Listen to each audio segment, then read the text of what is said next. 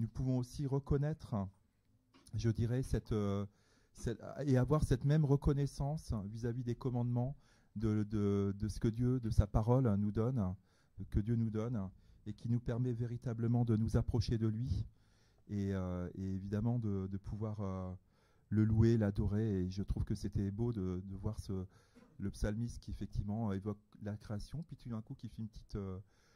qui recentre sur les commandements de Dieu, de l'Éternel.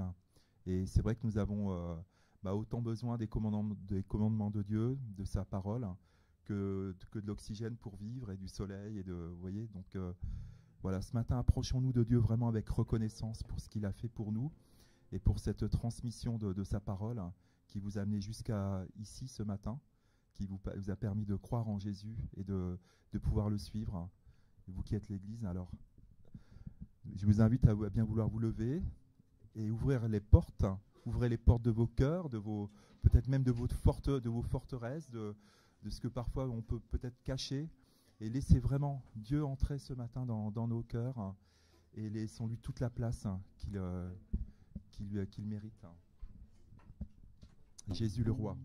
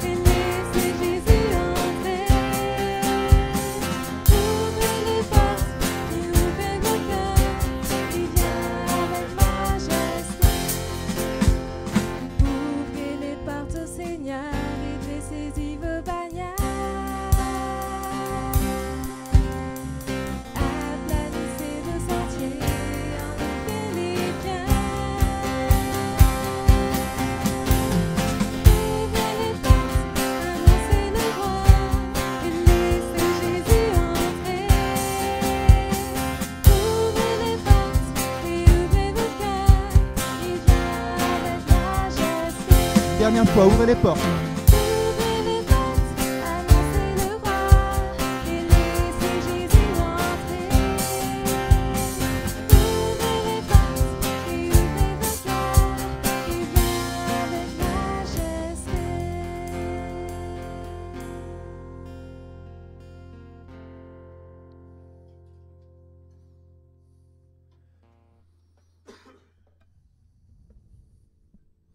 Je crois que là, les portes sont bel et bien ouvertes, n'est-ce pas? Amen. Alors, nous allons continuer par le prochain chant, Nous croyons, qui est vraiment un chant de proclamation. Alors bon, j'ai pas fait beaucoup d'histoire, mais c'est vrai que Vous vous souvenez du symbole de Nicée, qui est une forme de confession chrétienne qui résume en somme toute toute la foi chrétienne. Alors ça remonte à loin, hein, 325 j'ai vu, et 380, donc il y avait le concile de Nicée, concile de Constantinople en 380, donc après Jésus. Et je voulais vous donner comme référence 2 Corinthiens 4, versets 5 à 7, qui dit « Nous ne nous prêchons pas nous-mêmes ». Vous voyez, nous croyons, c'est pas nous croyons en nous-mêmes, hein, c'est nous ne nous prêchons pas nous-mêmes, c'est Jésus-Christ le Seigneur que nous prêchons, et nous nous disons vos serviteurs à cause de Jésus. Car Dieu qui a dit « La lumière brillera du sein des ténèbres » a fait briller la lumière dans nos cœurs pour faire resplendir la connaissance de la gloire de Dieu sur la face de Christ. Et enfin, nous portons ce trésor dans des vases de terre afin que cette grande puissance soit attribuée à Dieu et non à nous. Amen. Amen. Et puis je pourrais vous dire aussi, j'ai cru, c'est pourquoi j'ai parlé. Donc voilà, ce matin, nous voulons parler, chanter et véritablement dire en qui nous croyons, parce que vous savez que ce message, nous ne voulons pas le garder pour nous, mais nous voulons vraiment le transmettre. Alors je vous invite vraiment ce matin à chanter ce chant comme une prière, une proclamation, devant même, j'oserais dire aussi devant les autorités, les dominations spirituelles de cette ville. Et donc véritablement, c'est un pas de foi aussi que nous faisons de proclamer le nom de Jésus ce matin. Amen. Alors nous croyons.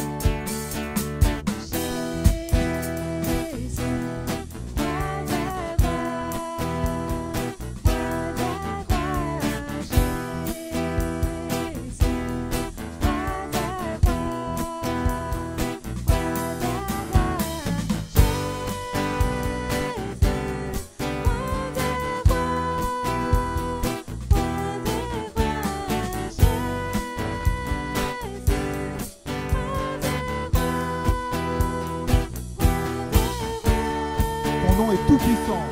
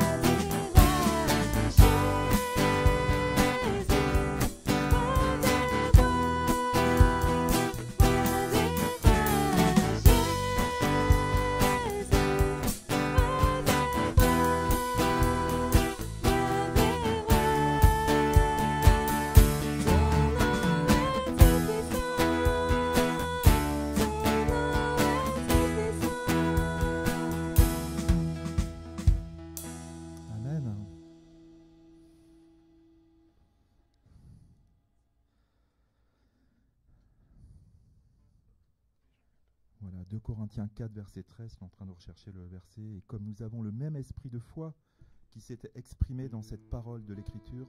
J'ai cru, c'est pourquoi j'ai parlé. Nous aussi nous croyons et c'est pour cela que nous parlons. Amen. Et c'est pour cela, encore une fois, que chacun, chacune, vous avez reçu le témoignage, vous avez entendu la parole de Dieu, un ami, quelqu'un de la famille. Et rendons gloire à vraiment, soyons reconnaissants à Dieu ce matin pour la puissance de son nom, sa parole qui agit en nous, qui change les vies. Et nous ne voulons pas garder ça pour nous, nous voulons vraiment le partager. Et je vous invite ce matin à poursuivre avec ce chant, Sauve avec puissance.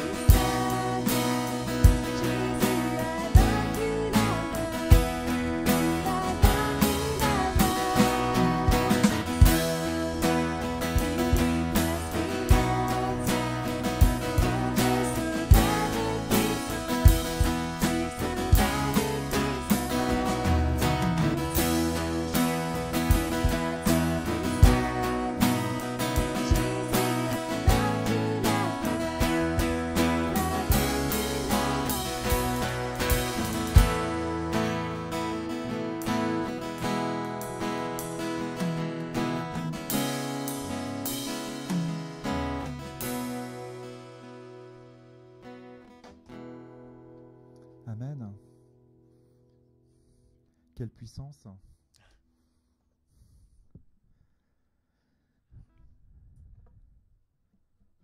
Voilà, je vous invite à faire monter vos prières, vos louanges, votre reconnaissance à Dieu ce matin.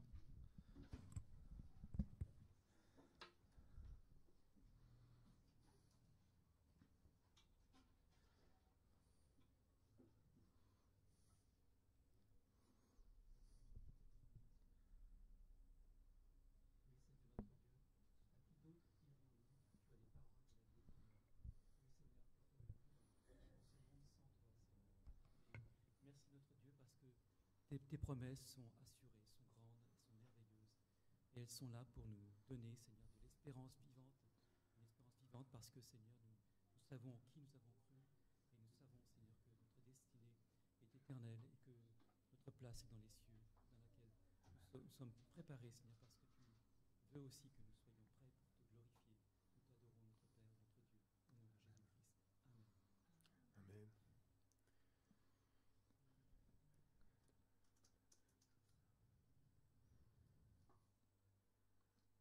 Effectivement, Seigneur notre Dieu, nous sommes là pour toi en ce matin.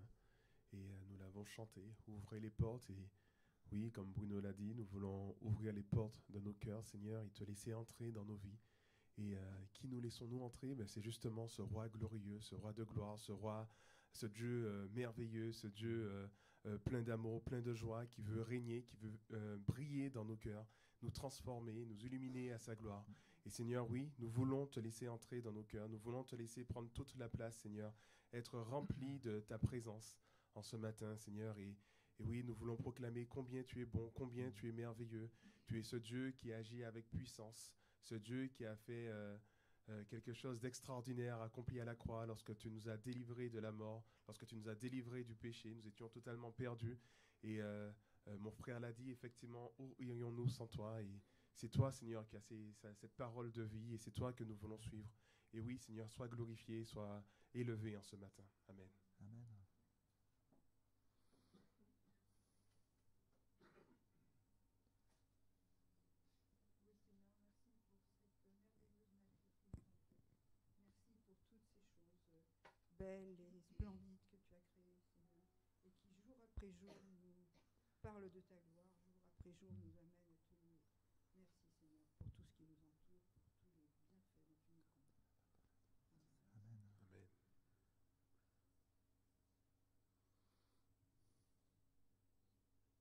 Merci Seigneur parce que tu nous aimes tellement que tu l'as donné ton Fils unique afin que quiconque croit en lui ne meure pas mais qu'il a la vie éternelle. Merci, Amen. Père.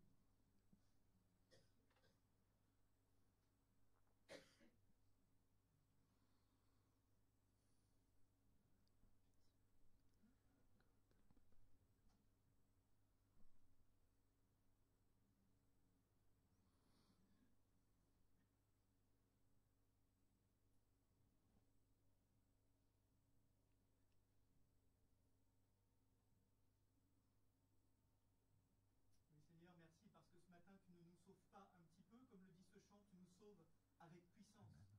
Tu ne nous délivres pas un petit peu. Tu nous délivres totalement, Seigneur. Tu ne nous pardonnes pas un petit peu. Tu nous pardonnes complètement de nos péchés, Seigneur Jésus. Tu n'as pas vaincu la mort un petit peu, tu as vaincu la mort totalement. Qu'on puisse réaliser, Père, ce matin, combien tu es un Dieu victorieux. Combien nous élevons, nous ouvrons la bouche face à un Dieu qui est grand et qui nous a délivrés de tout péché, Seigneur. Amen. Alors on veut te remercier, on veut te louer, Seigneur, parce que ce matin nous nous adressons à un Dieu extraordinaire, et qu'on puisse ne pas l'oublier, Seigneur. Qu'on puisse vraiment, Seigneur, quand on ouvre la bouche, Seigneur, vers toi, peut-être même, comme le dit ce chant, avec nos peurs, avec nos angoisses, avec nos limites, qu'on sache que nous ne nous adressons pas à un Dieu qui est limité, mais à un Dieu qui est infini, un Dieu qui est tout puissant, un Dieu qui a tout accompli à la croix et qui est ressuscité et qui a vaincu la mort. Alors c'est à ce Dieu-là que nous nous adressons ce matin et nous te remercions pour la victoire que nous avons en toi, Jésus-Christ. Merci. Amen. Amen.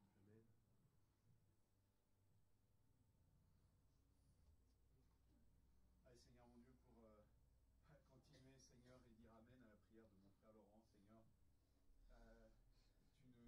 pas à te servir un petit peu. Tu ne nous appelles pas à être un petit peu avec toi.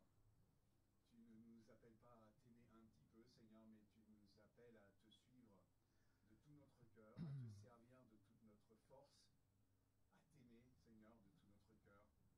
Seigneur, viens nous réveiller, viens nous secouer, Seigneur, en particulier, enfin chacun d'entre nous, Seigneur, pour que tu nous rappelles, tu nous remettes, Seigneur, devant ton appel, d'aller et de faire de toutes les nations des disciples, de nous aimer comme toi, le Père, le Fils, le Saint-Esprit, comme vous aimez, et comme cette Trinité extraordinaire.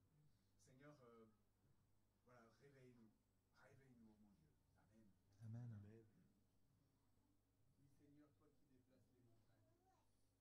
Oui, Seigneur, toi qui déplaces les montagnes, toi qui ordonnes et les choses obéissent. Nous nous remettons entre tes mains, Seigneur. Nous te bénissons et te remercions, Seigneur, pour tout ce que tu as accompli et pour tout ce que tu feras encore. Seigneur, nous te remettons encore cette journée spéciale au-delà de ce que nous nous apprêtons à faire cet après-midi, Seigneur, que la parole que nous allons entendre puisse prendre racine dans nos cœurs, Seigneur, et que nous puissions la mettre en pratique. Permets,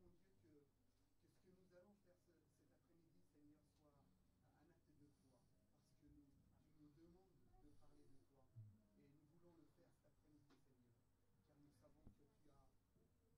parce que tu nous demandes de parler de toi, et nous voulons le faire cet après-midi, Seigneur, car nous savons que tu as donné des oreilles pour entendre, et tu entends nos prières. Alors permets que ce que nous allons faire, Seigneur, puisse prendre racine dans le cœur de ceux qui vont l'entendre, de ceux qui vont voir, Seigneur. Amen. Permets, mon Dieu, que nous soyons ces disciples que tu as choisis pour apporter la parole de vie. Merci encore pour ta bienveillance et merci pour le soutien que tu nous apportes au nom de Jésus. Amen. Amen. Merci Père.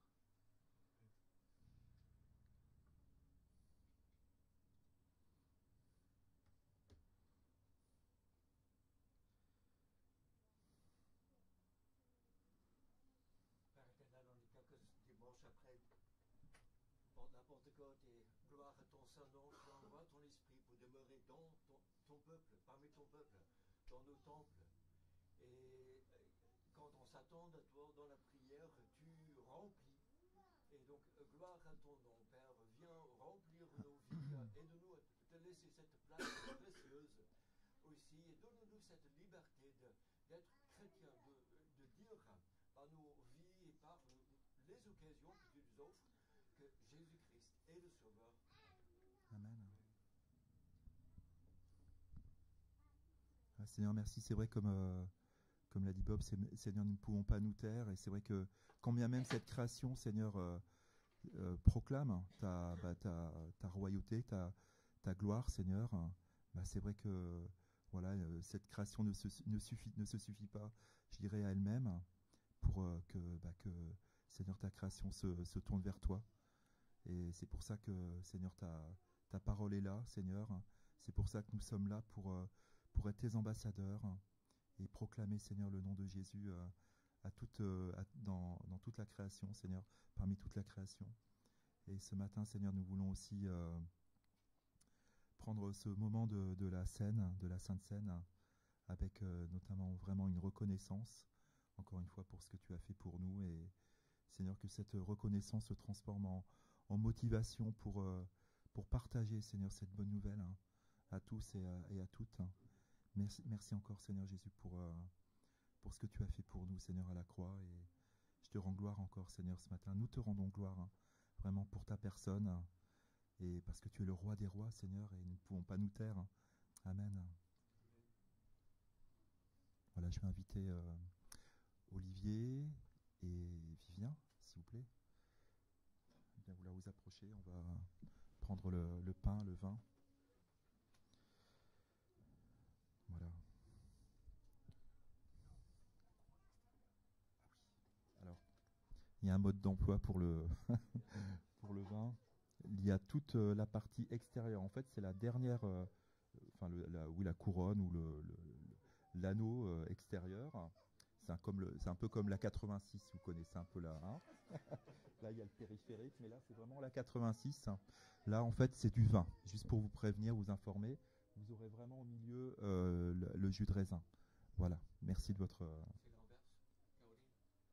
Non, c'est bon. Non, non, c'est ce qu'on a vu ce matin. Ouais, ouais. C'est bon. Oui. Voilà. Très bien. Et je voulais juste vous lire très rapidement de Corinthiens 4, le verset 13.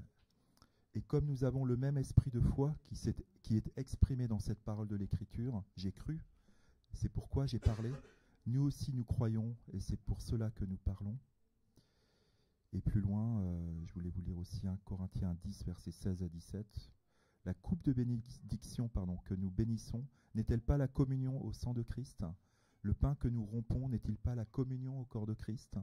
Puisqu'il y a un seul pain, nous qui sommes plusieurs, nous formons un seul corps, car nous participons tous à un même pain.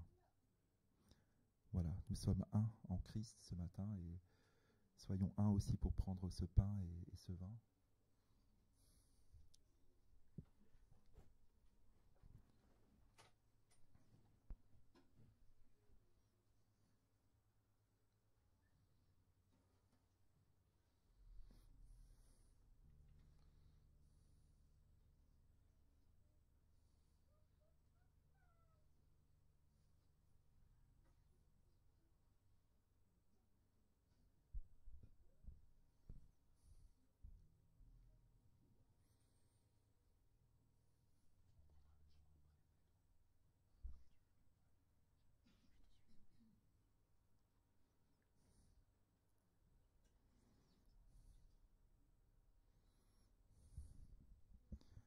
Voilà, n'hésitons pas là encore à exprimer notre reconnaissance pour son sacrifice et notre reconnaissance de tout simplement pouvoir participer à ce repas en souvenir de son sacrifice à la croix.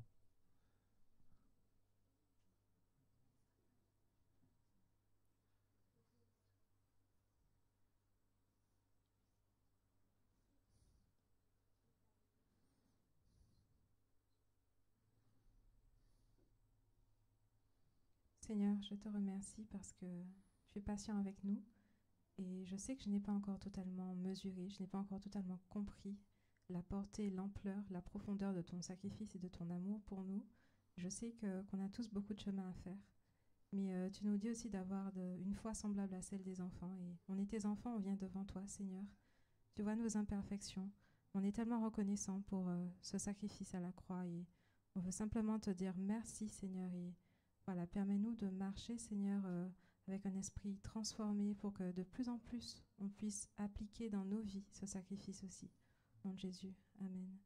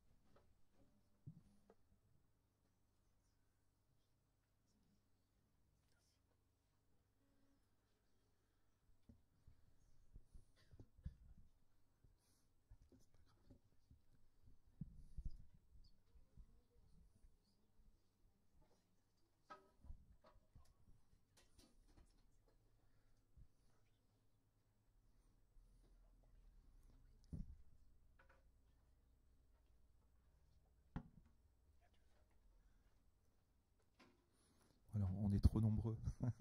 Il en manque un tout petit peu.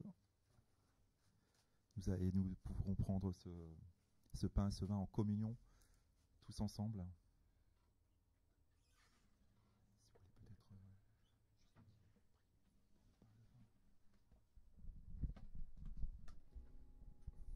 Nous allons prier. Seigneur Jésus, merci encore de pouvoir participer à ton repas qui nous rappelle ta bonté, combien tu t'es sacrifié pour nous, tous les efforts que tu as faits et aussi surtout l'amour que tu avais. Sois encore béni. Merci pour ton pouvoir irrésistible qui nous sauve de nous-mêmes, qui nous sauve de nos difficultés.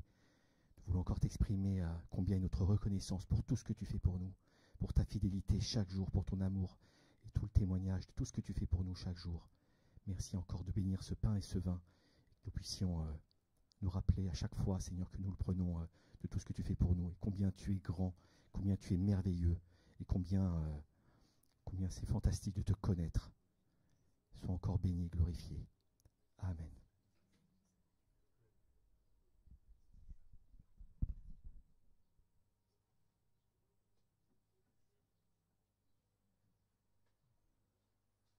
Voilà, je vous invite à manger le pain, boire le vin.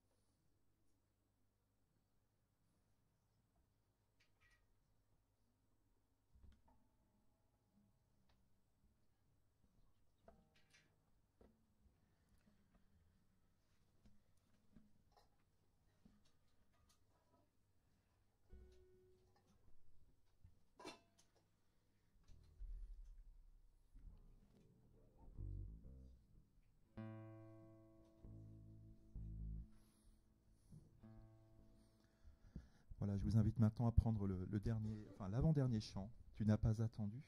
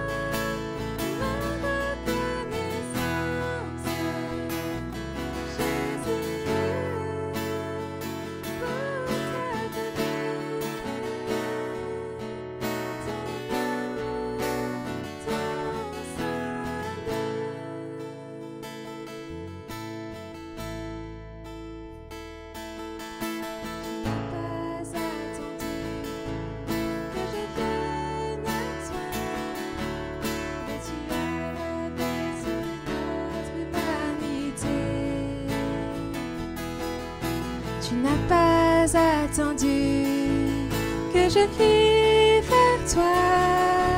C'est toi qui m'as appelé le premier. Reçois ma reconnaissance, Jésus. Ma reconnaissance pour la croix. Ma reconnaissance, Jésus, pour ta venue, ton amour, ton salut, reçois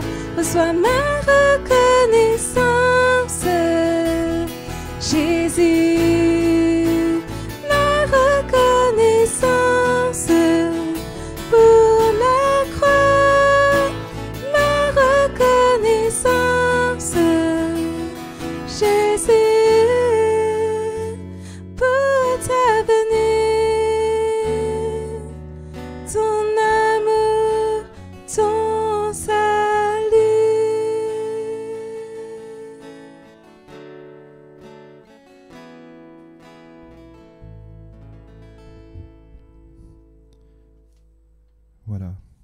Mais vous recevrez une puissance, le Saint-Esprit survenant sur vous, et vous serez mes témoins à Jérusalem, dans toute la Judée, dans la Samarie, et jusqu'aux extrémités de la terre. Voilà, je vous invite à chanter ce dernier chant.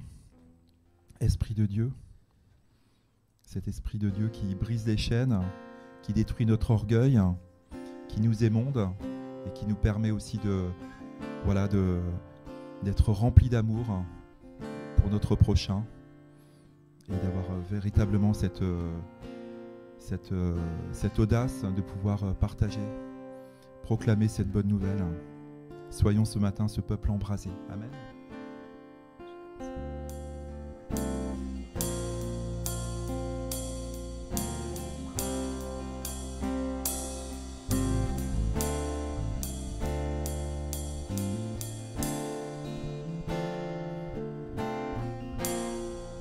Oui, nous voulons être un peuple embrasé, l'Église que ton cœur attend. Viens briser nos chaînes, détruis notre orgueil. Seigneur, fais-le maintenant. Oui, nous voulons être un peuple embrasé, l'Église que ton cœur attend. Viens briser nos chaînes, détruis notre orgueil. Seigneur, fais-le maintenant. Notre Père plein de bonté, nos cœurs à toi s'abandonnent. Pour ce monde que tu as tant aimé, Seigneur, voici nos couronnes.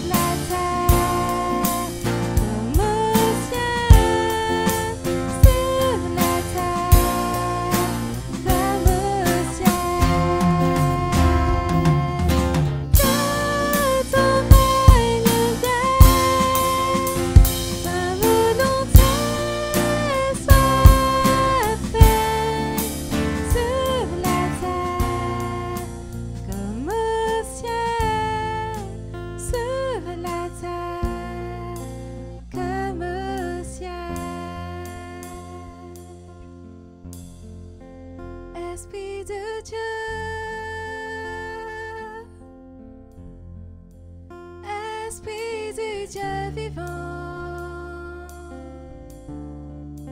souffle du nord, souffle du sud, souffle de l'est, souffle de l'ouest, Esprit de Dieu,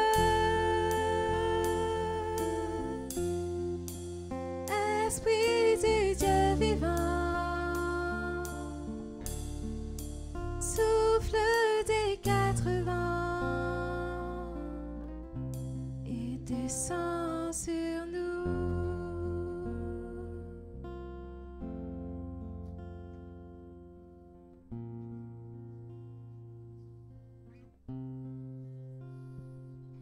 Seigneur Jésus, merci parce que tu es présent, Seigneur.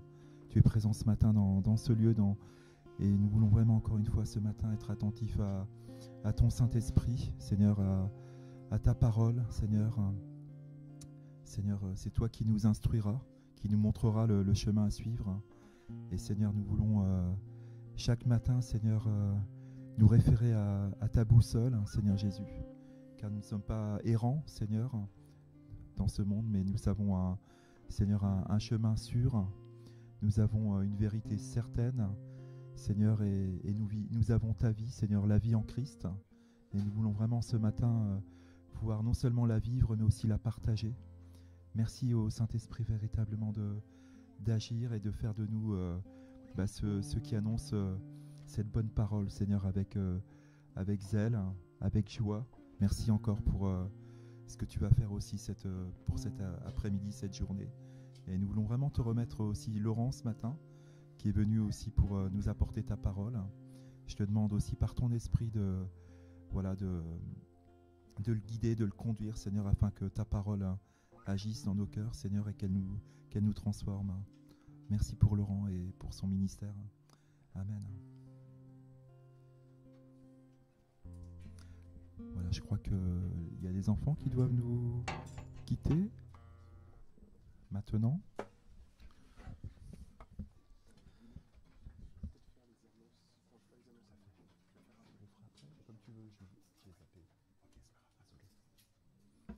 J'invite Laurent maintenant à bien vouloir venir.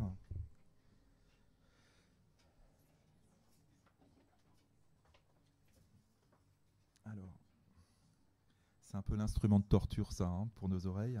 Donc on va essayer d'être délicat ce matin. Ouais, c'est ça, ouais. Si tu veux bien l'accrocher, j'aurais porté la main. Bon, il n'y a rien de sorcier, comme tu veux, si t'es gaucher, droitier. Voilà. On va essayer de démêler un peu tout ça.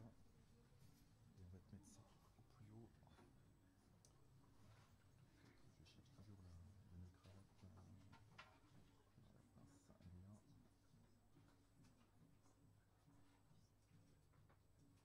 De toute façon, là, ça fait pas mal.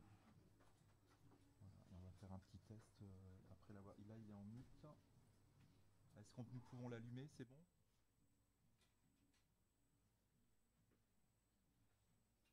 Je peux brancher, c'est bon?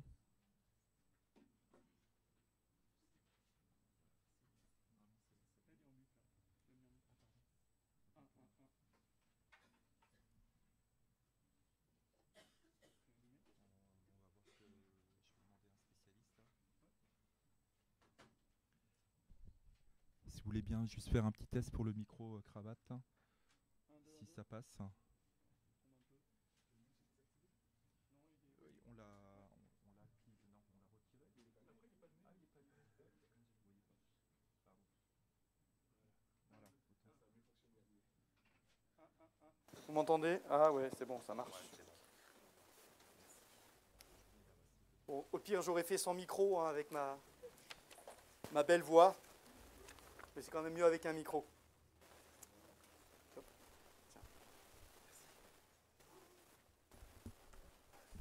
Tiens. Super. C'est la fête dehors. Il y a une autre église ou quoi là? C'est quoi? C'est ça? Ah, c'est trop fort. Trop bien. Bon, alors, qui a fait le plus de bruit ce matin? C'est eux? Ouais, je crois qu'ils sont. Il y a du level là. Mais rien n'est perdu, hein. C'est ça. Non, et puis on n'est pas obligé de faire le même style. Hein. La richesse de faire partie du peuple de Dieu, c'est qu'il y a des différences. Ça ne veut pas dire qu'on est mieux ou moins bien, mais ça veut dire que le Seigneur, voilà, les commandes, il se manifeste de façon différente, et c'est ça le corps de Christ. Vous allez bien? Ça va? Bon. Ben, je vais bien aussi. Je vous remercie de me demander. Non, je rigole. Je suis toujours réjoui. Alors, déjà, je suis réjoui d'être là ce matin.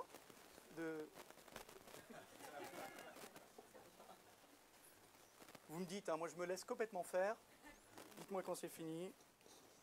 Et puis ça tombe, hein, donc je ne sais pas si ça sera génial. Hein. Ouais.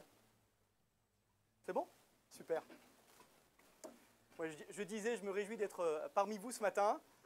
Et maintenant, ça fait quelques années quand même qu'on se connaît, qu'on se côtoie, qu'on s'apprécie. Alors, je suis même lié d'amitié avec plusieurs d'entre vous.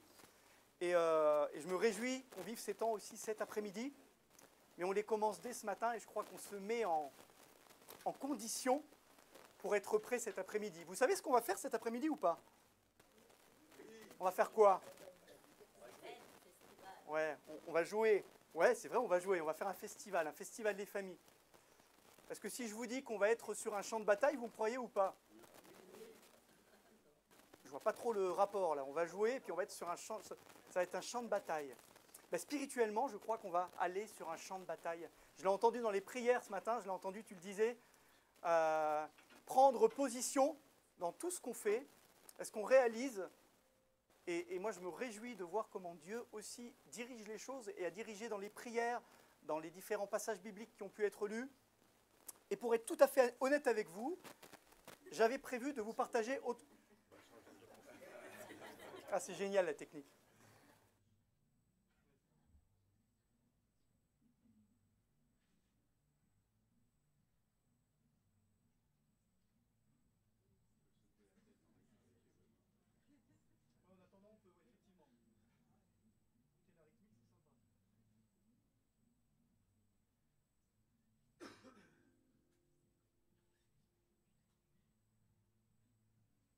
Ok, c'est bon, c'est mieux?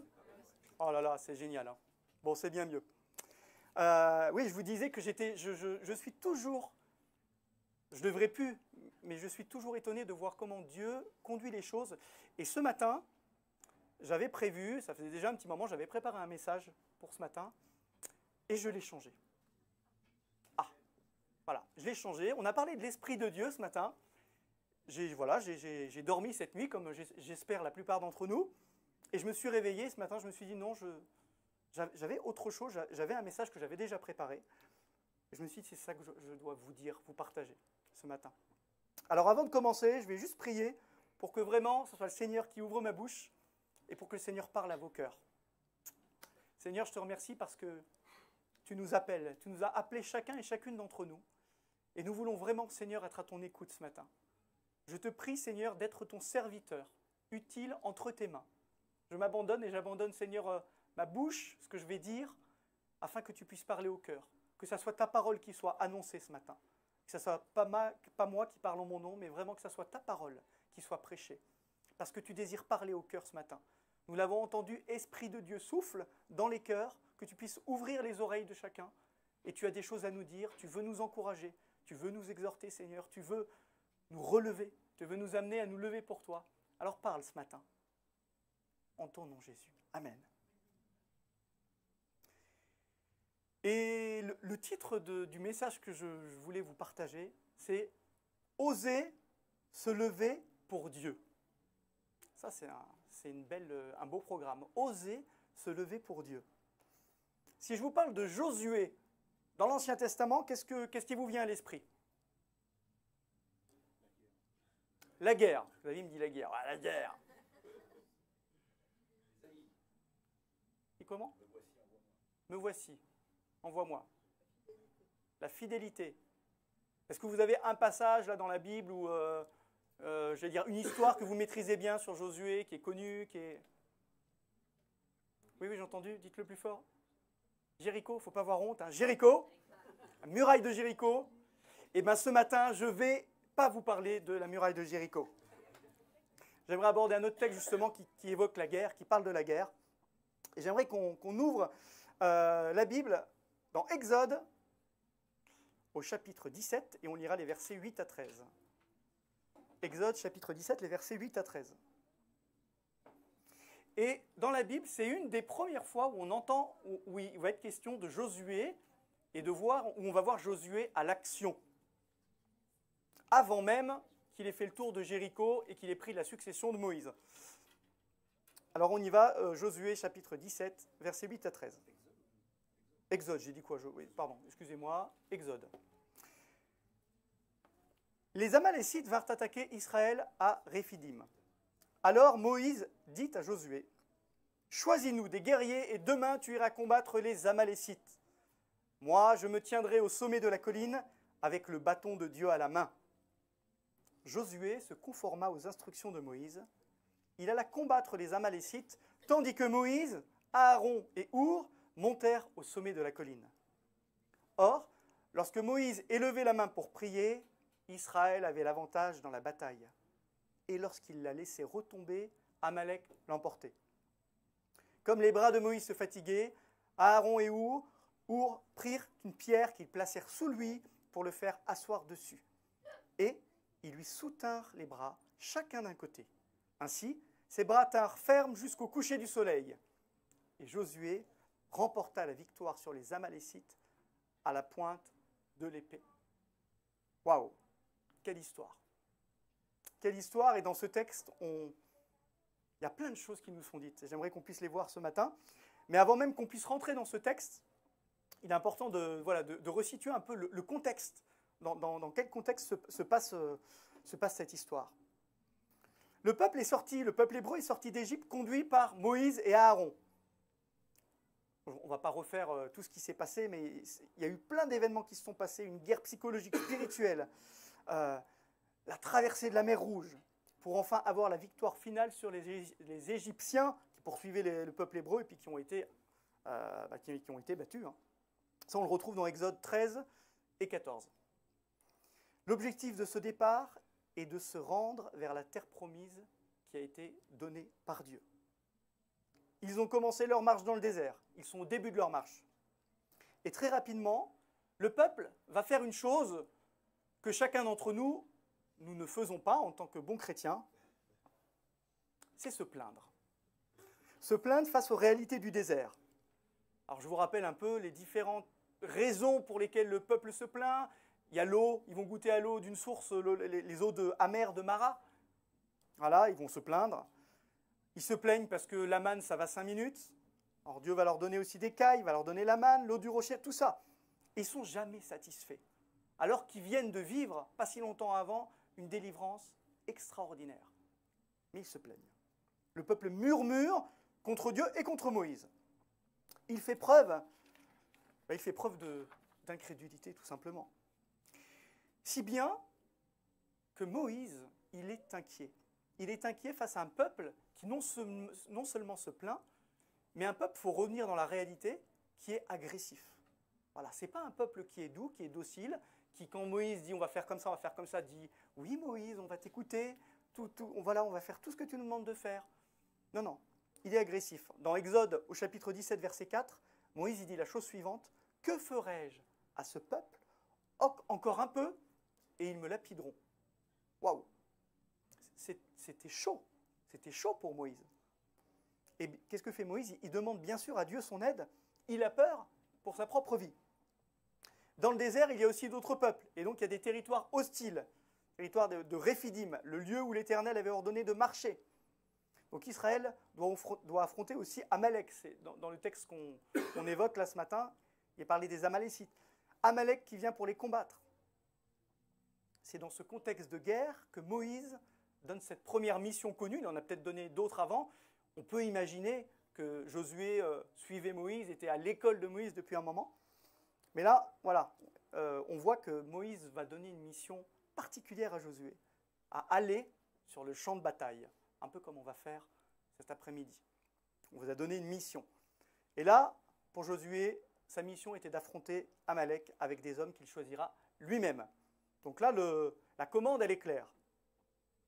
Et ce matin, moi, j'aimerais qu'on puisse ensemble voir de quelle manière Dieu a conduit des hommes comme Josué, comme Moïse, et encore d'autres, et de quelle manière Dieu utilise des hommes, et je vais rajouter bien sûr des femmes, pour avoir la victoire, pour remporter la victoire. Et comment Dieu utilise des hommes et des femmes, comme chacun d'entre vous, qui sont faibles. Et il les utilise dans leur faiblesse pour pouvoir manifester sa gloire. C'est d'ailleurs ce qui nous est dit dans la Bible. Dieu utilise les choses faibles de ce monde pour confondre les fortes. Et j'aimerais qu'on voit ça en 3 points. Le premier point, c'est l'appel du serviteur. Alors avant de parler de Josué et du texte qu'on a lu ce matin, je veux qu'on revienne sur Moïse, parce qu'il y a quand même tellement de choses à dire, sur la manière dont il a été appelé, et puis moi je me suis attardé aussi sur la manière dont il a réagi face à l'appel de Dieu. Donc Moïse, vous vous rappelez, il avait fui le Pharaon une première fois, il a été élevé à la cour du Pharaon, il a été élevé parmi les Égyptiens, voilà.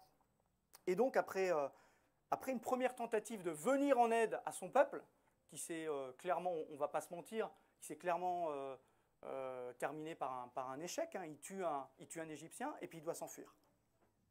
Et après il reste 40 ans dans le désert. Et après ces 40 ans, qu'est-ce qui se passe? Ding dong, Dieu se rappelle à lui. Et Dieu vient l'appeler pour sa mission.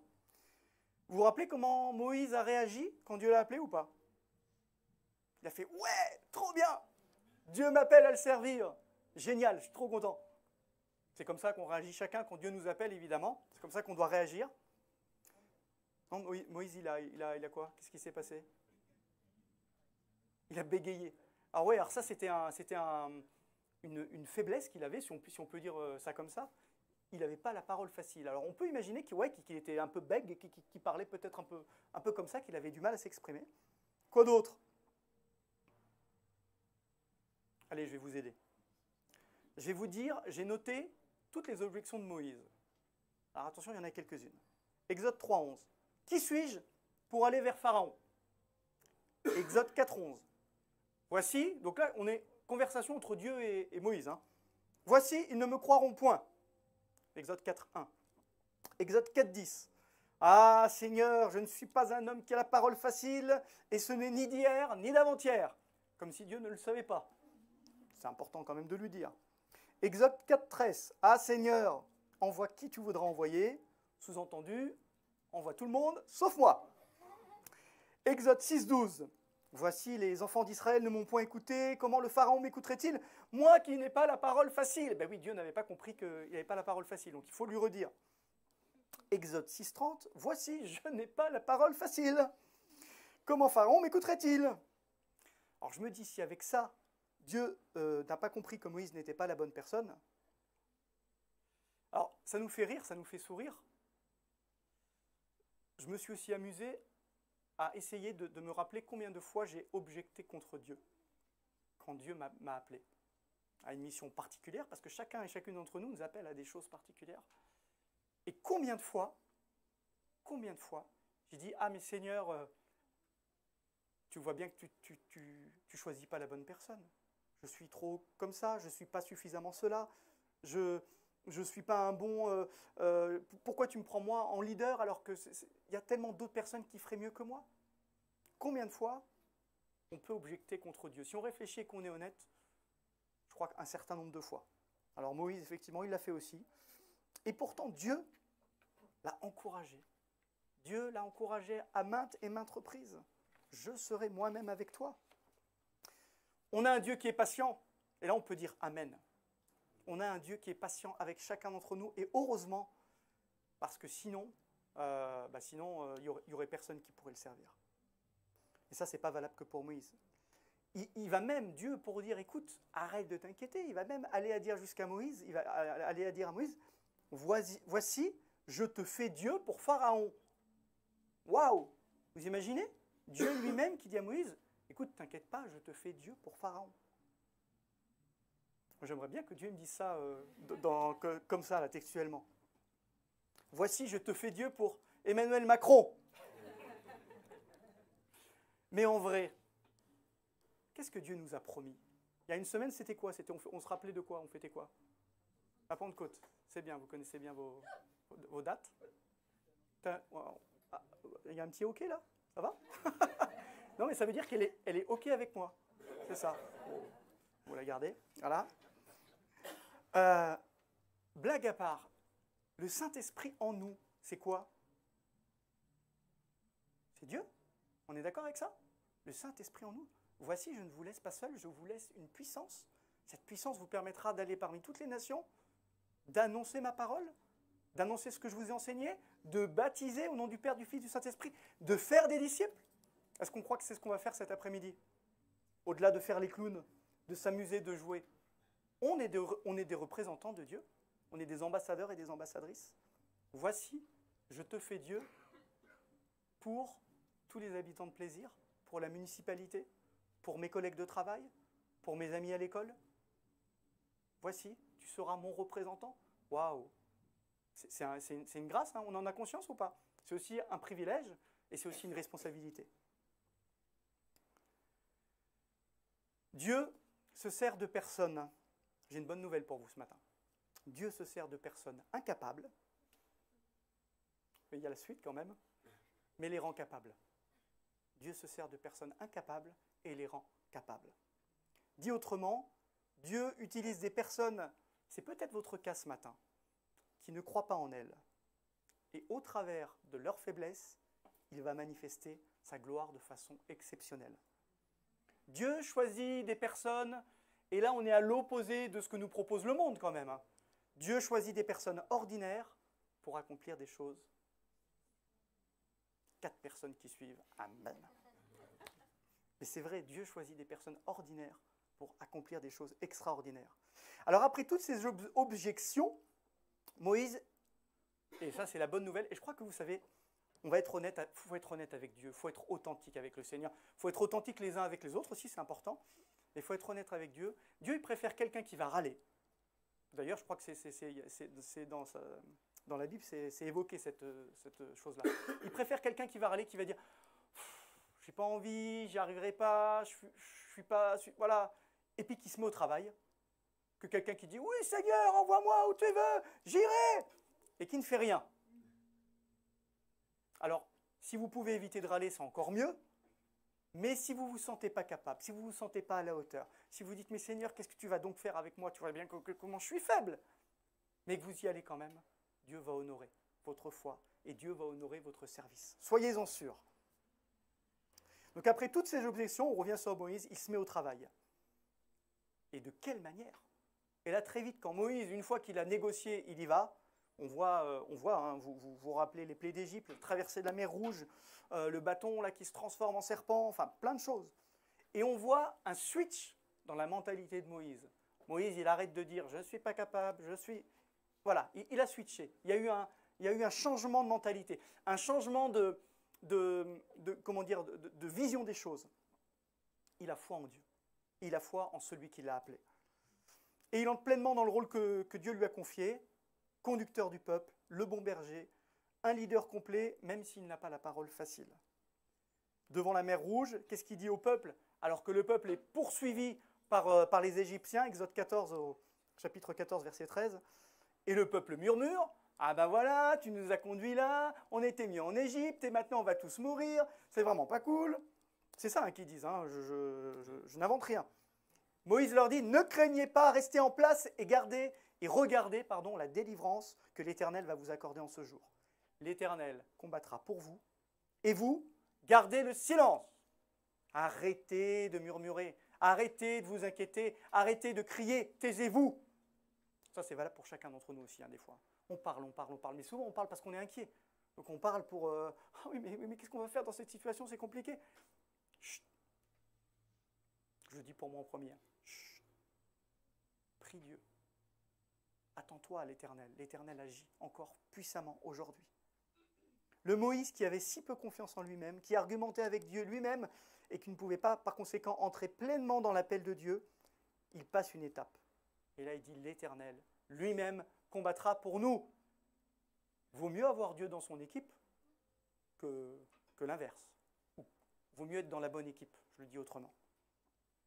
Quand nous agissons pour Dieu, quand nous nous positionnons pour lui,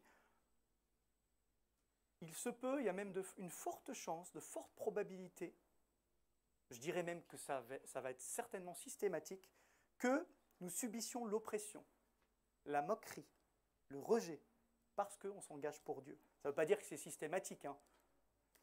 N'oublions jamais que l'Éternel lui-même combat pour nous. Donc ça, c'était le premier point, l'appel du serviteur. Le deuxième point, c'est chacun à sa place pour livrer la bataille. Cet après-midi, il va y avoir les rôles qui vont être répartis. Il y en a qui vont s'occuper des ateliers, il y en a qui vont s'occuper de l'animation, il y en a qui vont s'occuper de servir à boire, il y en a qui vont aider à monter. Chacun à sa place pour que ça fonctionne. C'est la même chose dans le corps de Christ. On doit chacun être à sa place pour que ça marche. Alors si on revient sur le texte que je vous ai lu au début, on peut dire que Moïse, je pense qu'on est d'accord pour dire ça, il avait déjà fait ses preuves. Il n'avait plus rien à prouver. Il était déjà établi dans son ministère, dans son appel. Il était pleinement dans sa mission. Et il avait vu Dieu à l'œuvre de façon concrète. Et dans ce texte, il exerce sa fonction de dirigeant, de décideur.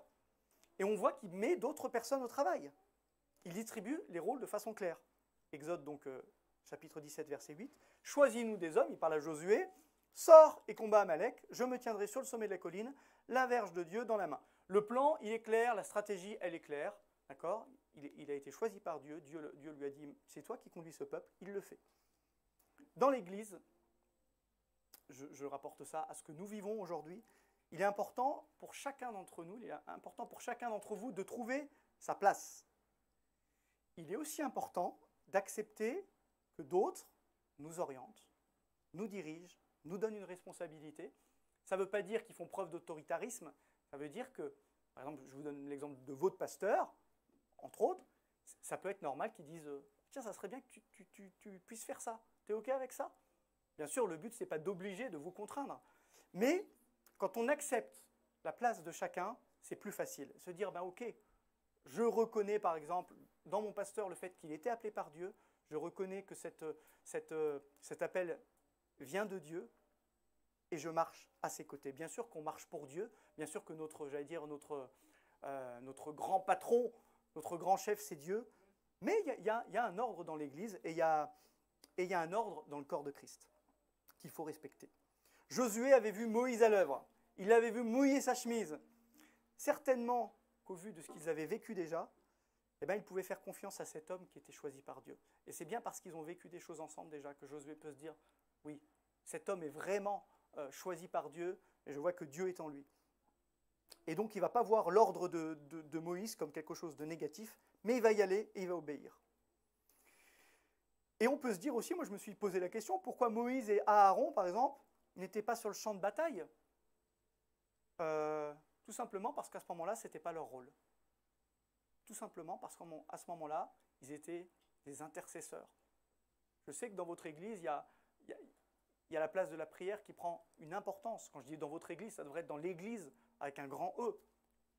C'est tellement important de savoir que des personnes sont en train de prier pour nous quand Dieu nous envoie en mission, quelle que soit la mission d'ailleurs. Je sais, et vous savez, que cet après-midi, des personnes, moi j'ai informé mon groupe de prière, le conseil de l'association où je travaille, en leur disant, voilà, aujourd'hui, on a un festival, priez pour nous, que Dieu nous protège, qu'il nous accorde le beau temps, je crois que c'est pas mal. L'année dernière, à la même époque, on était en train de prier pour qu'il n'y ait pas d'orage. Vous savez ce qui s'est passé l'année dernière? Vous vous rappelez? L'orage, il a tourné tout autour. Ma femme, elle m'appelait, elle n'était pas là, elle m'a appelé à 50 km, elle me dit, oh mon pauvre, oh là là, il pleut et tout ça, oh c'est dur. Je dis, non, il ne pleut pas. Je dis, oui, je vois les nuages noirs.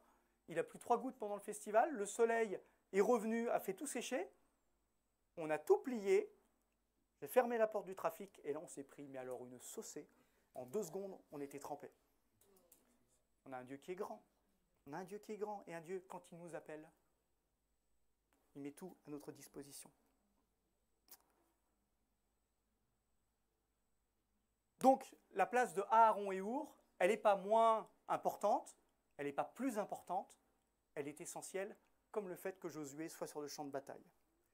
Et tout ça pour dire que dans l'Église, dans le corps de Christ, il n'y a pas de petit rôle, il n'y a pas de petite tâche dans le service. On le dit souvent comme exemple, vous savez, je l'ai souvent entendu dans des messages, celui par exemple ou celle qui fait le ménage, qui va nettoyer les toilettes, c'est un rôle important, mais c'est clair. Une église qui est propre, une église où ça sent bon, une église où on se sent bien accueilli, mais c'est tellement essentiel. C'est tellement essentiel. Ce n'est pas un petit rôle. Alors ça ne veut pas dire que la personne qui va faire ça toute sa vie. Mais ce n'est pas un sous-poste. Il faut bien en avoir conscience. De la même manière que tous les autres rôles dans l'Église. Et donc c'est un travail d'équipe. On voit bien que chaque serviteur contribue à remporter aussi la bataille.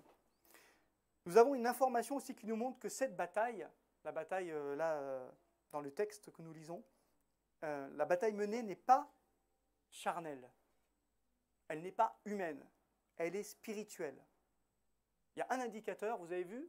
C'est qui tient les mains de Moïse? De Moïse. Pour voir si vous suivez. Aaron et Hur. On dit Hur? C'est Hur qu'on dit? Ou Our? Vous savez pas? On s'en fiche un petit peu. Hein. Bon, moi je vais dire Hur. On voit que quand ils ne tiennent plus les mains de Moïse, en tout cas quand les mains de Moïse s'abaissent, c'est les Amalécites qui ont la victoire sur...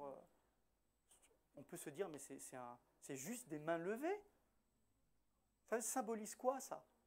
Ça symbolise de quelle manière on intercède, de quelle manière on prend position. Les mains levées vers le ciel, alors nous, on peut le faire dans nos églises pour louer Dieu, pour lui dire que c'est lui qui est glorieux, c'est lui qui mérite de recevoir toute la louange, toute la gloire. Mais c'est lui qui a la victoire. Nous avons un Dieu victorieux. Et Moïse lève les mains vers le ciel pour dire, c'est toi, Seigneur, qui mène ce combat pour nous. L'Éternel lui-même combattra pour nous. Et quand les mains sont baissées, ça peut aussi être, quand on baisse, vous savez, des fois, dans nos épreuves de vie, j'en peux plus. J'ai plus la force de me battre. Et là, il y a un autre indicateur hyper important. Ouais, mais ton frère et ta sœur, ils te relèvent les mains. J'ai plus la force de tenir debout. Ils ont mis une pierre, un rocher pour que Moïse puisse s'asseoir. C'est comme ça qu'on doit être. C'est comme ça qu'on devrait être dans l'Église. On n'a pas toujours conscience. Mais là, si vous voyez quelqu'un qui souffre, qui peut-être, spirituellement, on peut se dire, ah bah lui, ouais, là, il a baissé, il est rétrograde. Hein. On le voit moins souvent à l'Église. Il ne vient plus. Ouais, mais qu'est-ce qu'on fait? À part critiquer. On appelle? Ça va, tu as besoin d'aide? Je peux t'aider? Comment je peux t'aider? Je peux venir chez toi? Allez, on va boire un café ensemble. On va prier avec toi. Et dis-moi, si tu as un problème concret, on va pouvoir essayer de trouver une solution. C'est ça, le Seigneur, il veut qu'on vive le corps de Christ de cette façon-là. Sachant qu'à un moment ou à un autre, dans notre vie, on va peut-être se retrouver sur le champ de bataille, un Josué qui est motivé et qui va à la bataille, et puis à un autre moment, on va être fatigué. On va avoir besoin d'un Aaron et d'un Our qui nous soutiennent les bras. Et là, ici, il est parlé d'un dirigeant quand même. Il est parlé d'un dirigeant. Et des fois, nos leaders, ceux qui nous dirigent, qui nous conduisent, je vais dire comme ça, il faut les soutenir. Il faut les soutenir. Il faut avoir conscience que la charge, des fois, quand le Seigneur nous appelle dans un ministère, la charge spirituelle est lourde. Et on a besoin des frères et sœurs à nos côtés qui nous soutiennent. Donc là, c'est un élément important et c'est important de le souligner. Le troisième point que j'aimerais voir avec vous, ça sera le dernier, c'est la victoire. Elle appartient à qui? La victoire. Elle appartient à Dieu. On pourrait dire la victoire nous appartient par association, mais la victoire, elle appartient à Dieu. C'est notre Dieu qui est victorieux. D'accord? Le combat ne peut être gagné que grâce à l'intervention de Dieu, que grâce à sa puissance. Jean 15, vous vous rappelez ce qui est dit? Sans moi, vous pouvez faire certaines choses. Vous pouvez faire des petites choses sympathiques. Non, sans moi, vous ne pouvez rien faire. Nada. Petit. Je ne sais pas pourquoi je dis ça, mais voilà. Sans Dieu, on ne peut rien faire. C'est clair. Sans Jésus, si le sarment ne demeure attaché au cep, c'est clair, hein. Si on n'a pas cette connexion divine avec Dieu, n'essayez même pas d'aller sur le champ de bataille, vous allez vous ramasser. Je l'ai expérimenté et je peux vous dire que ça marche. Quand on fait sans Dieu, on se ramasse. Je prends l'exemple d'une voiture télécommandée. Il y en a qui ont déjà des voitures, qui ont déjà joué avec des voitures télécommandées? Ouais. Moi, j'aime bien jouer encore. Hein, je suis encore un enfant dans ma tête. J'aime bien encore jouer. Si vous enlevez la batterie à une voiture télécommandée, qu'est-ce qui se passe? Vous pouvez avoir la voiture la plus puissante, la plus perfectionnée que vous voulez, ou alors on peut prendre l'exemple pour vous enlever l'essence à une voiture qui fonctionne avec de l'essence. Ça peut être une Ferrari. Peu importe, ça ne marchera pas. Vous pouvez rester assis dedans, vous pouvez dire j'ai une jolie voiture. Elle est très jolie ma voiture. Et le gars avec sa dodoche qui a le plein, il va aller loin. Ah oui. Comme dirait Bourvil, elle va beaucoup moins bien marcher maintenant. Voilà. Vous aurez remarqué la qualité de l'imitation. La victoire, elle est directement liée à notre relation à Dieu. Si on est vide, qu'est-ce que vous voulez qu'on donne? Si votre vase, je parle de façon imagée, votre vase spirituel, votre relation avec Dieu, elle est vide, si vous n'êtes pas rempli, on l'a entendu ce matin plusieurs fois, rempli du Saint-Esprit, Esprit de Dieu viens dans ce lieu, descend parmi nous. On ne peut pas donner ce qu'on n'a pas. On ne peut pas donner l'amour de Dieu autour de nous si on ne l'a pas. Attention, hein, je ne suis pas en train de dire qu'on peut se sentir faible tout en étant rempli de l'Esprit de Dieu. Voilà. Moi, je peux vous dire que je viens à vous ce matin, là, tout de suite, faible. Voilà, j'ai eu une période de ces derniers mois où je me sentais fatigué, où j'avais envie de, un peu comme Moïse, dire oh, c'est bon, stop, on arrête. Et Dieu m'a rempli. Mais je ne viens pas en mode voilà. Par contre, on a besoin d'avoir cette relation d'intimité avec Dieu. C'est tellement essentiel. Éphésiens, chapitre 10, les versets 12 et 13 nous disent, c'est l'apôtre Paul qui parle, « En effet, ce n'est pas contre l'homme que nous avons à lutter, mais contre les puissances, contre les autorités, contre les souverains de ce monde des ténèbres, contre les esprits du mal dans les lieux célestes. » Rien que ça fait quand même beaucoup. Hein. On n'a pas à lutter contre la chair, c'est contre les puissances, les autorités, les souverains de ce monde des ténèbres, les esprits du mal dans les lieux célestes. On ne peut pas y aller seul. On ne peut pas y aller seul. C'est pourquoi, verset 13, « Prenez toutes les armes de Dieu afin de pouvoir résister dans les mauvais jours et tenir ferme après avoir tout surmonté. » Donc c'est possible de pouvoir surmonter le combat, les attaques spirituelles de la part du diable qui veut nous ravir ce que Dieu nous a donné. Mais il faut se revêtir des armes. Hein. On ne va pas revenir sur les armes, vous les connaissez, hein, le casque de la justice, enfin voilà, il y a le bouclier de la foi, l'épée de l'esprit et encore plein d'autres armes. On a besoin d'être rempli de Dieu et de tout ce qu'il veut nous donner pour pouvoir combattre. Nous avons besoin de nous fortifier en Dieu, mais pour vivre cela et pour l'expérimenter, parce qu'une fois qu'on est rempli du Saint-Esprit, c'est bien beau. Une fois qu'on a reçu l'amour de Dieu, une fois j'ai assisté à tous les... Il y a plusieurs baptisés, là, j'en vois ce matin, là, qui se sont fait baptiser il n'y a pas longtemps, qui se sont fait tremper dans l'eau, là, avec des beaux témoignages. Franchement, c'était très touchant. Et c'est le début de la marche. Mais après, il faut y aller, les amis. Une fois qu'on s'est fait baptiser, une fois qu'on a accepté Jésus dans notre vie, il faut se lever et il faut aller sur ce champ de bataille, même si on ne se sent pas encore complètement prêt. Et il faut oser, je vais employer un mot, se faire violence. On ne sera jamais parfait. Hein. Si vous attendez d'être un chrétien bien sous tout aspect, sous tout angle, arrêtez tout de suite. D'accord ? Ou alors vous jouerez un personnage, ça sonnera faux, vous pourrez être dans le paraître, mais ce n'est pas ça que Dieu nous demande. Servez Dieu tel que vous êtes. Bien sûr, améliorez-vous en Christ, tendez à vous perfectionner, mais allez-y tout de suite. N'attendez pas la Saint-Glinglin pour servir, hein, parce que sinon rien ne se passera. Le missionnaire, je ne sais pas si vous connaissez Timothée Patton, qui a écrit un livre, il intervient souvent dans les événements, notamment de jeunesse, et c'était, je crois, à Bouche la France en 2017, il disait « Il te faut quitter la plage ». Il a écrit un livre, je crois, qui dit quitter la plage. Sous-entendu, des fois on peut s'installer, on est bien dans l'église, c'est bien l'église, hein. Des fois on est bien entre frères et sœurs, on a la communion, on s'entend bien, on vit des choses super sympas ensemble, et c'est très bien, hein, je ne suis pas du tout contre ça. Mais à un moment, peut-être que dans ta vie avec Dieu, Dieu va te demander de dire d'aller plus loin, de quitter ta zone de confort, de sortir de la plage et d'aller dans la barque avec Jésus. Et on pourrait se dire dans le texte qu'on a lu ce matin que le peuple hébreu, il a déjà vécu suffisamment d'épreuves. C'est bon, quoi. C'est bon, Seigneur. On vient déjà, on sort de 400 ans d'esclavage. Alors on a vécu une délivrance extraordinaire, c'est génial. Tu nous as promis la terre promise, c'est génial. C'est bon, j'ai compris que tu étais Dieu, c'est suffisant. Maintenant, une petite vie bien rangée à l'église, ça ira très bien. Eh ben non. À peine sorti d'Égypte, on voit que Dieu met le peuple à l'épreuve pour qu'il puisse se positionner, pour qu'il puisse agir. Alors agir dans les actes et agir aussi dans la manière de réagir. Avec voilà des problèmes complètement humains, hein. Problème de nourriture, problème d'eau, là on est sur les basiques. Aïe aïe aïe, quand mes finances ne sont pas au beau fixe, qu'est-ce que je fais? Je m'inquiète ou je fais confiance à Dieu? Je demande à Dieu de m'aider. Quand je suis confronté à une difficulté au travail avec mes collègues relationnels, aïe aïe aïe, comment je vais faire? Et Dieu dans tout ça.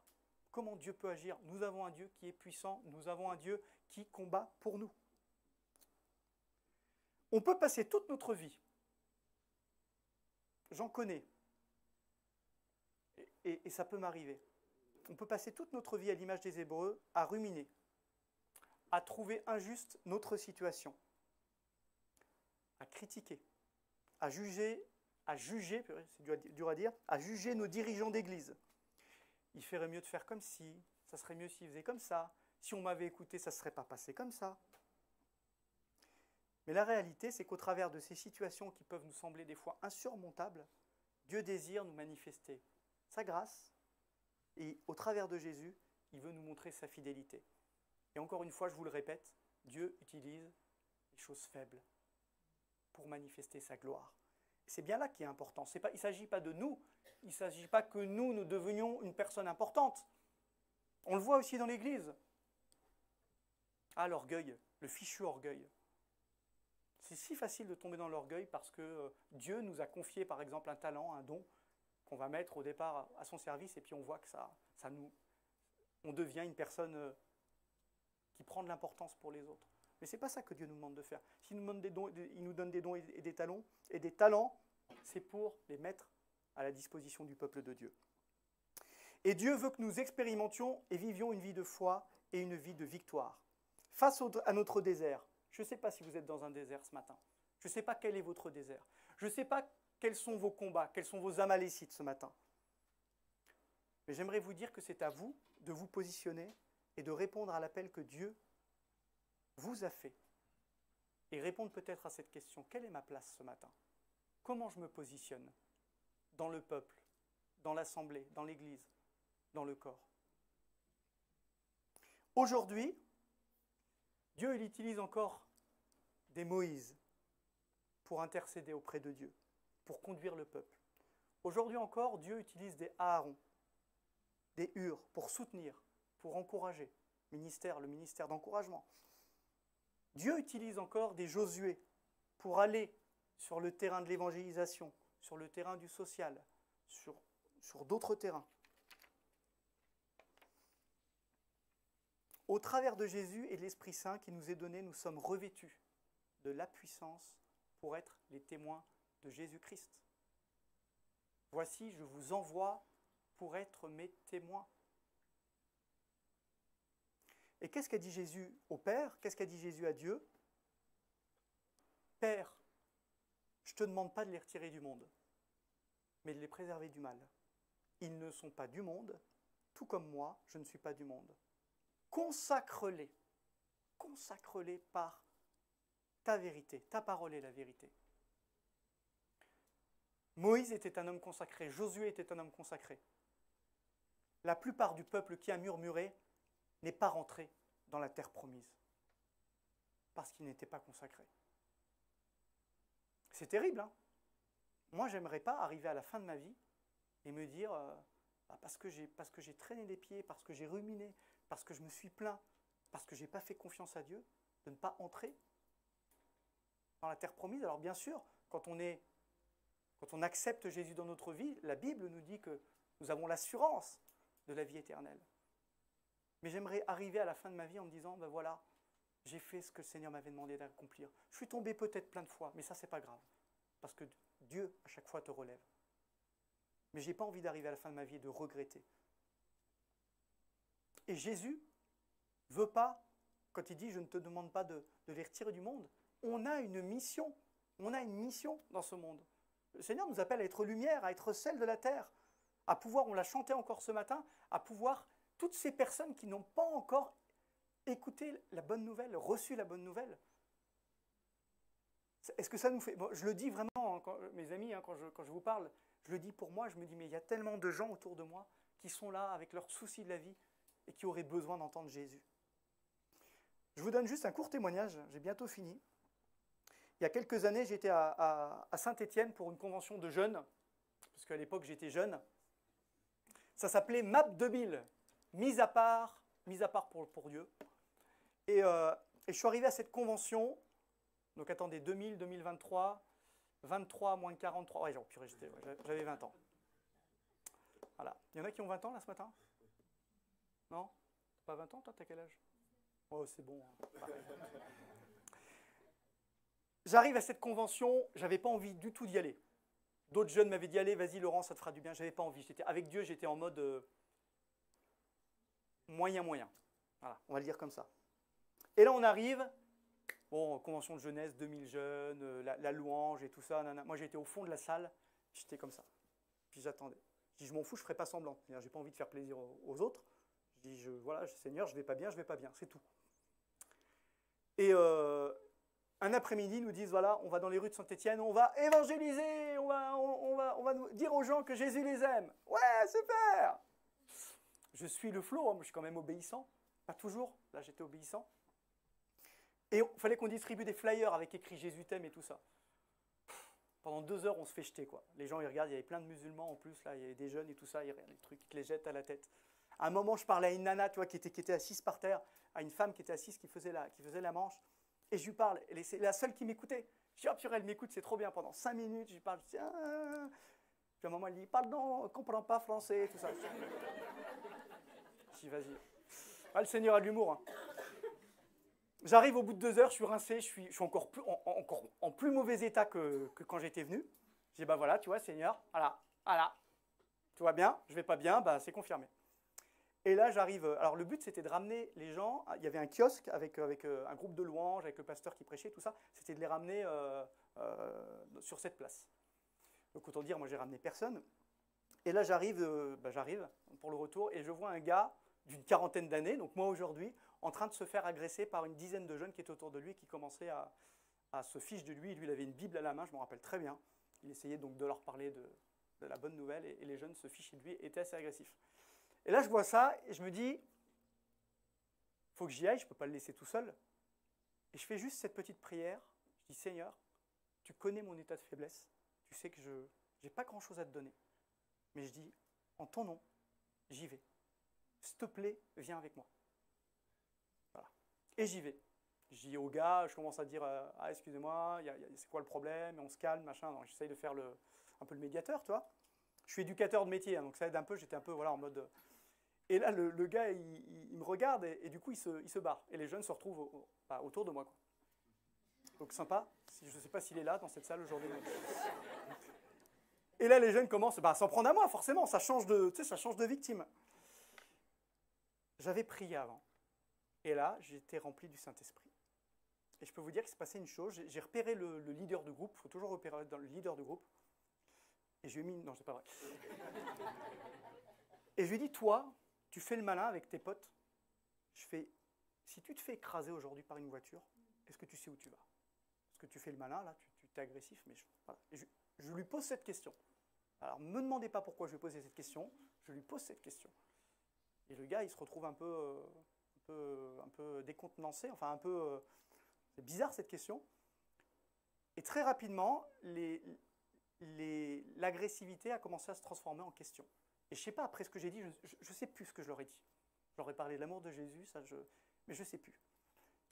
Ils avaient soif. Une soif, mais c'était des jeunes Kaira, hein, en Lacoste, avec la sacoche et tout ça. Là. Ils avaient soif de Dieu. Et moi, du coup, j'ai laissé, vous savez, il y a une parole qui dit, quand vous serez devant le tribunal, ne vous inquiétez pas de ce que vous voudrez dire.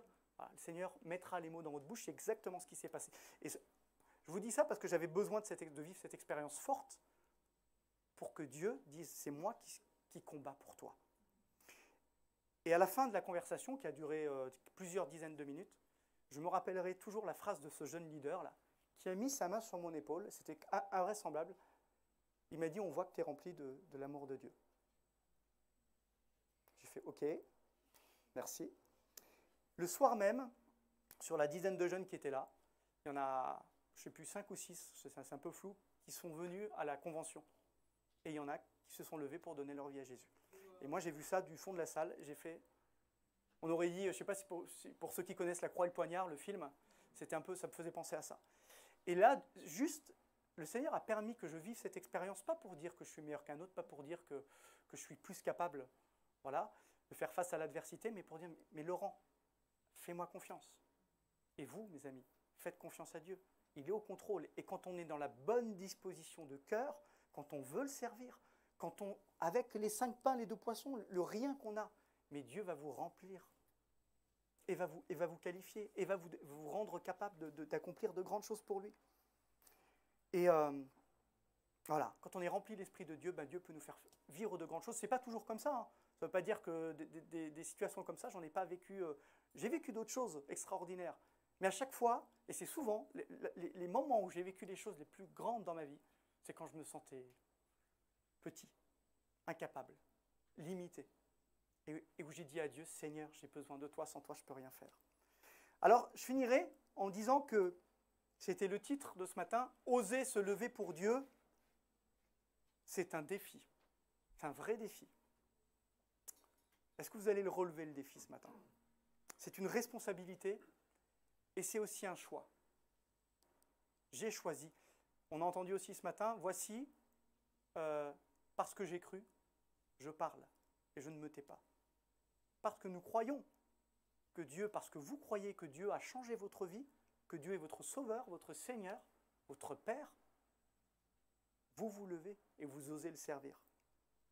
On peut décider d'être chrétien, un chrétien qui murmure, d'être un chrétien qui suivons une religion, une église, ou même de suivre un pasteur, sans nous-mêmes mettre notre foi en action. Ce qui risque à coup sûr de provoquer une grande frustration dans notre vie, et comme je vous l'ai dit, de voir avec regret notre vie passée. Ou alors, on peut décider d'être un chrétien à l'image de Moïse, de Josué, de Caleb, malgré toutes nos faiblesses ou nos limites, croyant et nous appuyant sur les promesses de Dieu, allant à la conquête de notre terre promise, étant revêtus de toute la puissance de Dieu pour accomplir non pas notre volonté, mais sa volonté. Et je finirai par ces 2 versets dans la parole. En Éphésiens chapitre 6, verset 10, « Fortifiez-vous dans le Seigneur et par sa force toute puissante. » Fortifiez-vous dans le Seigneur par sa force toute puissante. Et en Éphésiens 2, 10, il est dit, « Ce que nous sommes, nous le devons à Dieu, car par le Seigneur, Dieu nous a créés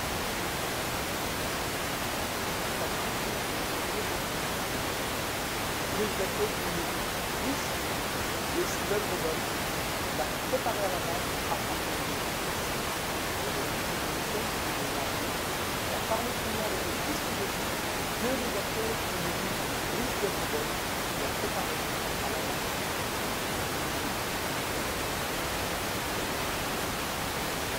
Seigneur Jésus, je te prie, je te remercie pour l'appel que tu adresses à chacun et à chacune d'entre nous. Je te prie pour tout le cœur, je te prie, Seigneur, pour que nous puissions réaliser que quand tu nous appelles, ce n'est pas pour nous appeler, quand tu nous appelles, c'est pour nous aider, pour nous rendre capables tout simplement d'être tout simplement d'être ambassadeurs de ta famille. Alors Seigneur, ce matin, quand nous te prions, nous les bénissons. Qu'est-ce que tu fais cette après-midi? Tu déjà ça. C'est pas que tu fais. Donc nous prions, Seigneur, que témoignage de la vie, tu es Dieu de tout que nous allons faire. Merci. À ce matin,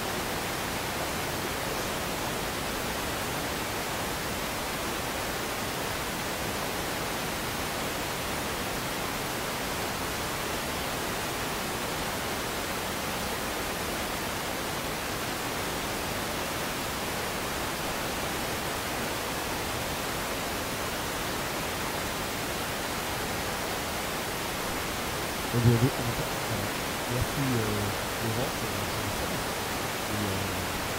effectivement, comme vous le savez, nous avons le festival de la famille aujourd'hui. Donc vous êtes tous invités à participer, tous invités finalement à participer aussi parce que nous avons entendu ce matin. Là, pour le temps, on a pas mal dépassé le temps, donc je vais essayer de faire très vite par rapport aux annonces. Donc vous avez vraiment les annonces les plus importantes. Voilà, je rappelle que déjà des épreuves aussi, le fonctionnement de l'église. Et j'avance avec peut-être une annonce que, voilà, pour samedi prochain, il y aura une balade en forêt organisée par Daniel. Donc c'est le samedi 10, ce sera durant la matinée.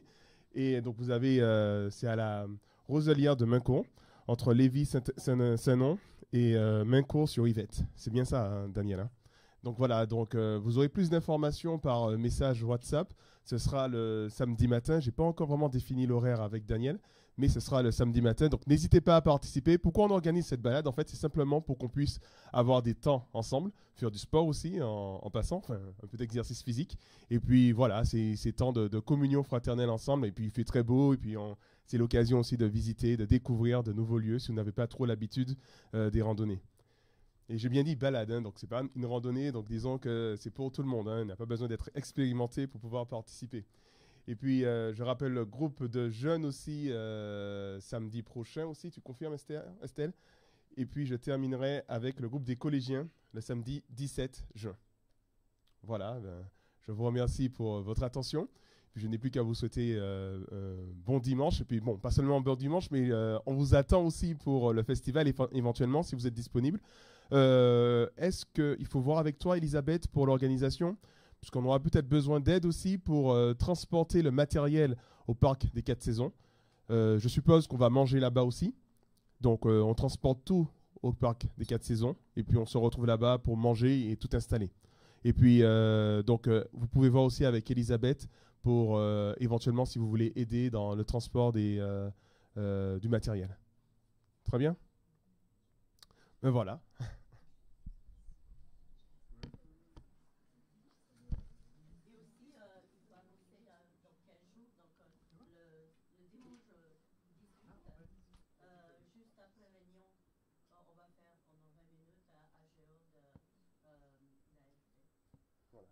Je pense que vous avez entendu, hein. Donc l'AGO de l'AFP le dimanche 18 après la réunion. Donc Elisabeth nous dit c'est une vingtaine de minutes.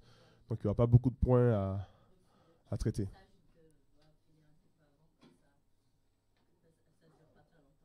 D'accord.